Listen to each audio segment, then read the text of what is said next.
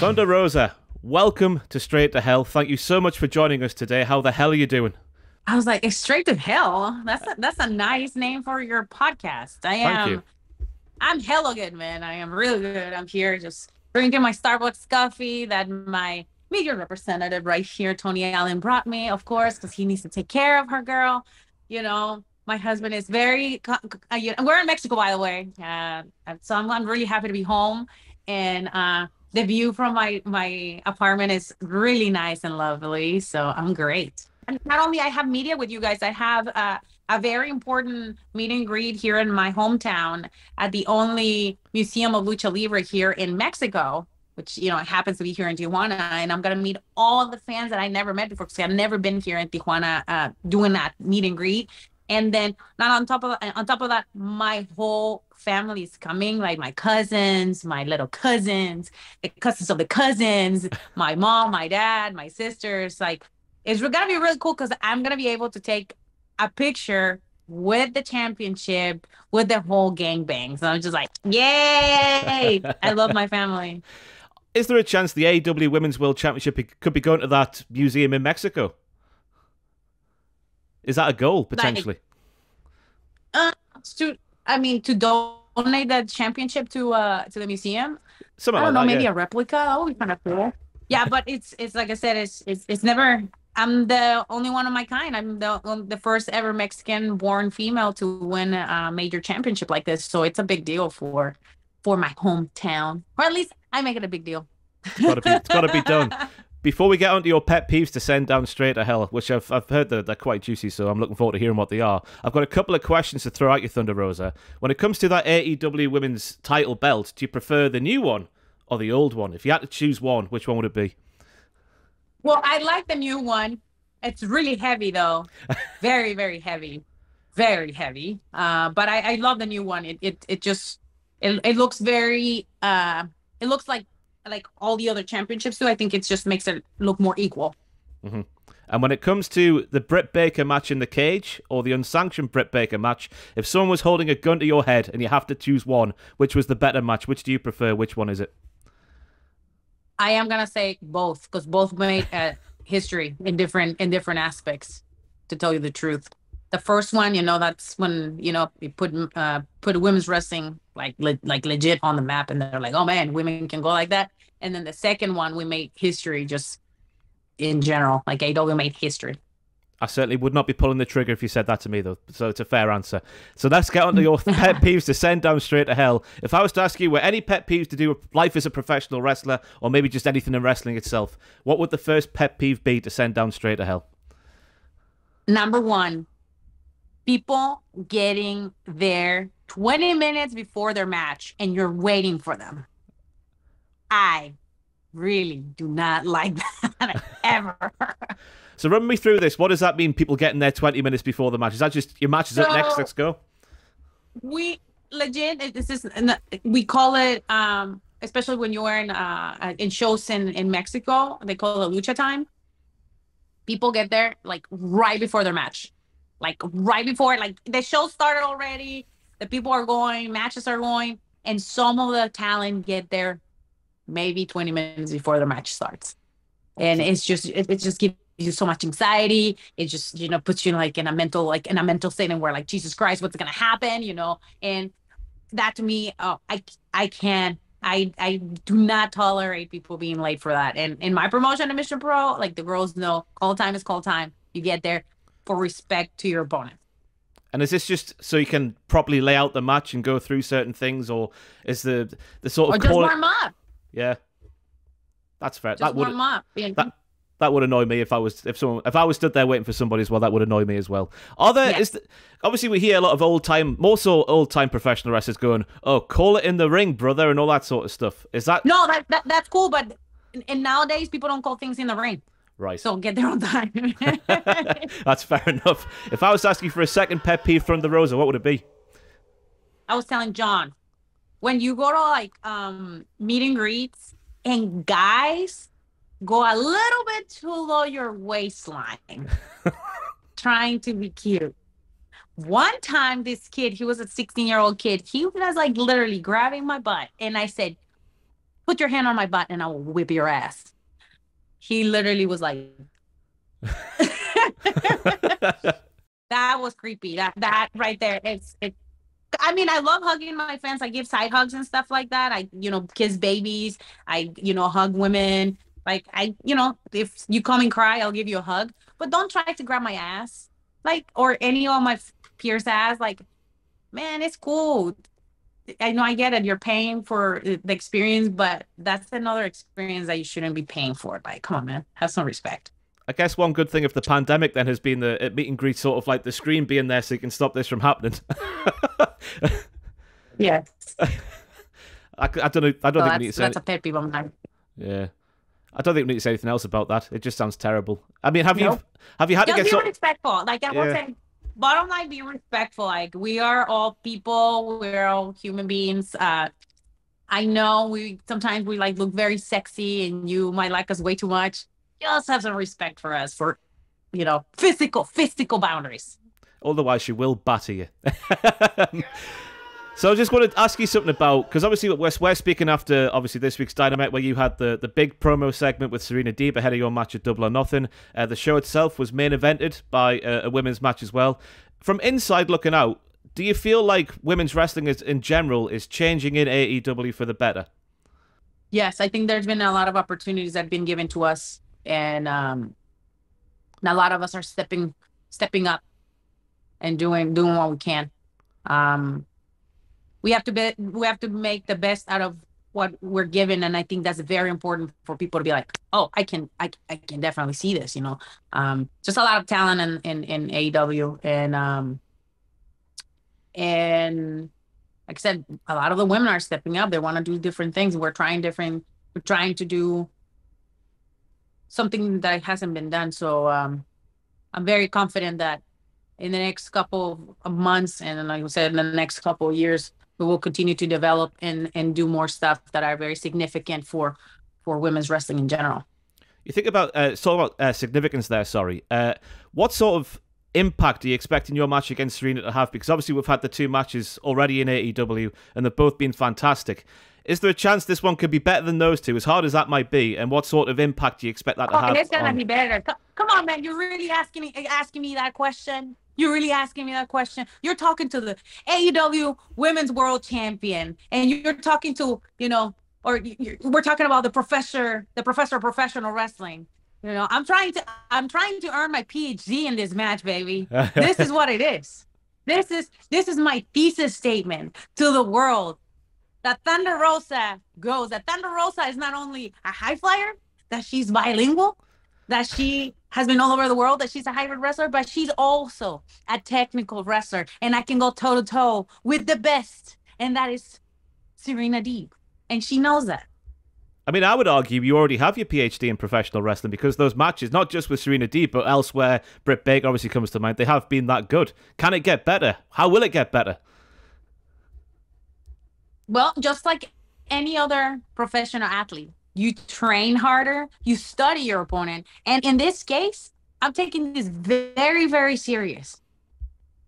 And I'm going to have to make it my official. This is going to be my official graduation in Las Vegas, where after I can go and celebrate and spend all the money that I'm going to win after this match, So I'm assuming, hearing about the training being harder than it ever has been before, the tacos might go down a bit. Although, will the tacos stay up there? Do they help fuel the training? Oh, baby, that's the food for champions, baby. That's the food for champions, and that's the food that I need for my taco vlogs.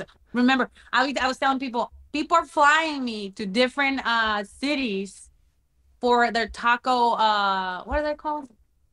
Taco contests. So right. I can check how good or bad they are. So this is very important. What I will do is, like, instead of eating 3 tacos, I'll eat 1, and the rest I'll just eat the meat, Or I make them keto tacos, so I don't eat that many carbs. So tacos are not that terrible if you know how to eat them correctly. Ah, interesting stuff. So if you were making a pre-match taco, what is the optimum ingredients to put in this taco to make sure you're having like an on-form night in the ring? The ultimate ingredients, it will have to be good. If it's like I love fish tacos, but it will be a grilled fish taco. So we're taking all the grease and everything. It has to be with a good corn tortilla, the grilled taco, a good, very good pico de gallo sauce, guacamole, lemon, and a good hot spicy sauce. I couldn't eat any mayo or any of that because that brings a little bit more fat to it. But if you know how to mix it, if you know how to make your tacos, you can make them very healthy. I don't know that, but I've learned that, so I'm going to take that forward in life. But if we get back to the pet peeves there, Thunder Rosa, if we're going to ask you for a third thing to send down to hell so it would rot forevermore, what would it be? Stinky Gear. We've had this before. Hats. Shoes. Your bag. It's called something called laundromat or a washer and dryer, or you can hand wash it. You know, soap and Febreze. No. Wash your gear. Wash your gear, please. It's not that expensive. Water is not that expensive. Soap is not. Actually, you can use the hotel soap, brother. The hotel soap. You just scrub it really well. If you don't know how to do hand, I will actually put. You know what? You just give me an idea for my YouTube channel. I am gonna give a lesson on how to hand wash gear. How about that? You like that? Oh, definitely, because this is a complaint we've had from several professional wrestlers on this series before. So it's a thing that's very much rife in professional wrestling even today. I would have thought, like being a wrestler, one of the first things I would sort out, just as a courtesy to the people I was in the ring with and in locker rooms with, was not stinking. No, and you know, it's sometimes it's, like I said, common sense does not exist in certain aspects of this business. And if there is a stinky wrestler in the locker room, is there a certain protocol for those stinky wrestlers? Is there maybe some sort of fine system given out, or maybe a little rib plate here or there, something like that? I'm gonna tell you, like in the last couple months, I haven't dealt with that, but previously, it was like a code. Like people were kind of looking at each other, like, you know, and then other people will tell you, "Oh, you're wrestling such and such." I'm just gonna tell you something. Make sure you don't get put in certain position because you're probably gonna vomit, you know. And I was like, oh yeah, so you're well aware. So it yeah, I'm blessed it hasn't happened. I might be cheeky and ask for a name or two as to who the warnings were given out about, but I don't know if you'll answer me or not. I played with it, brother. No, I played with it on this one. That's fair enough. So we are going to learn about how to wash gear with your hands in the not too distant future. I'll be watching that just as because it seems like like a hard thing to. No, it's not. It's super easy. Like you start with water. It has to be cold water for gear just to make sure that, you know, it doesn't just lose the luster and stuff. So, and then you can buy either the bar soap or something specifically for delicates. You pour a little bit directly when you wet your gear or in the water, and then you just scrub it in like little by little, and like the places where you know it's gonna stink or it stinks usually. If there's some stains, you can rub a little stuff and then just rub it really well. You know, dip it in the water, rinse it, put a little bit of softener and another thing of water. If you wanna, you know, do something to take the water out, you can. If not, you just hang it and air dry it, sun dry it, and that's it. It just seems like a very hard thing to do because of how delicate I assume wrestling gear is in certain aspects. Like a sprinkle might fall off somewhere. I mean, even if you don't want to do it, you can send it to the cleaners. Oh. There's option. And how often should this be done? That's a great question. I think it should be done like right after you have a match, especially if you only have one gear. If you have one pair of gear, you need to wash that often. If you have several, I will say you can just let it air dry it, you know, Febreze it, and then when you're ready, you wash it. I literally just wash my whole entire closet of gear. I have like 30 pieces of gear. Everything has been washed except the special ones. Those, you know, for collectional purposes, I don't wash it. So, because that's just gonna be in my wall one day. But yeah, that's fair. Are there wrestlers at your level today who only have one set of gear? There are some that only have one set of gear. Yeah. Wow, that's amazing. That I find that amazing. I thought you had like 10 sets of gear at least, being at that level. You know, I don't know. It's just some people do things different. I always had like 7 or 8 pieces of gear. Always. You got to invest in yourself. Yeah, I would do the same. So if I could push you now from the Rosa for you, I think you got one more of you, or is it 2 more? Or 1 more? Oh, yes. That you have to wait until the very, very end of the show once like everything got clean and everything. And you're not needed for a ring room. Let me put this in here to get paid. And then the owner tells you, hey, I'm so sorry, we didn't draw. Can I PayPal you later? People still do that today? You're like, in your head. What? People still do that today? Yeah. Oh yeah. Not to me. Not to me, but to my peers. I'd be like, hey, like, oh, the show was really great. I was like, yeah, it would have been greater if they paid me. And I'm like, what? Yeah, I was like, yeah, I didn't get paid. So do you have to get to a certain point in terms of your name value getting out there and getting higher up the card before you can say to a promoter, pay me before we wrestle? Yeah, or when they promise you things. This is my favorite, and they happen to me here in Mexico.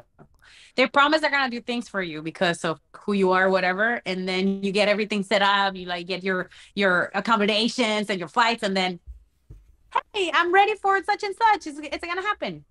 Red, call, straight to voicemail. Hey, is this? Just say yes or no, man. Like, don't be saying stuff like that. Don't be giving empty promises. And I know a lot of promoters do that, and a lot of people do that. Oh yeah, you're gonna get this and you're gonna get that, and like they're like painting it really nice. And then especially when you're starting and you're like, okay, let me get my flight, let me get there, blah blah blah blah, and then you're ready, and they're like they don't contact you. You don't have a place to stay, or like. Then you ended up paying a bunch of money. No, it's just a disaster. Those people definitely deserve to go down straight to hell. So we've dealt with all the negative stuff there, Thunder Rosa. Let's go with the positive. I always ask every single guest, if above all else, it's a very deep question, but above all else, what is it you love about professional wrestling? We've done with the negative now. What do you love about professional wrestling? That it has given me everything I have now. Everything. Every single thing. Some of the best friendships, some of the best relationships with people, some of the most wonderful experiences, a level of lifestyle that I never thought I would be able to live to. So it's everything. Like the things that I've seen, I think what for me will be, there's two things that I really appreciative, and this is on all my travels. I love seeing the sunrise and sunset. I've seen some of the most amazing sunrises in the world because of professional wrestling, and some of the most amazing sunsets in the world. And then the last thing that has given me is the fans. The fans have changed my life completely. Like, I never felt so loved and so supported by a community of people that I don't even know. That when, my car broke down one time, or somebody crashed my car, they raised money for me to pay for my car. This is during COVID. Or when I was raising money for one of my friends that her mom had cancer, we raised like $4,000 for her to send to her. Like, the amount of support that they pour in my community, in my small community, is incredible. So without professional wrestling, I don't think I would have that ever. That's a beautiful answer. So once you're done with Serena Deeb at Double or Nothing at the end of May, what is next for Thunder Rosa? You've retained the title, you've got your PhD, you've got your little hat on and whatnot, the gown, whatever else you get when you graduate. What is next for Thunder Rosa? I want to be a fighting champion. So anybody that, has the balls to like get in the ring with me, I want to do that. Magic. I want the challenge. I want to show the world why AEW Women's Division is the best, and why they have one of the best in the world as the champion, as a representative of the company. Bring it on. Not Serena, but Thunder Rosa. Definitely. Not Serena, but Thunder Rosa. Definitely not professional wrestling, baby. Right, Thunder Rosa, I can't thank you enough for your time today. This has been lovely. I've been Ross Tweddell from Cultaholic Wrestling. That was Straight to Hell, and we'll see you next time.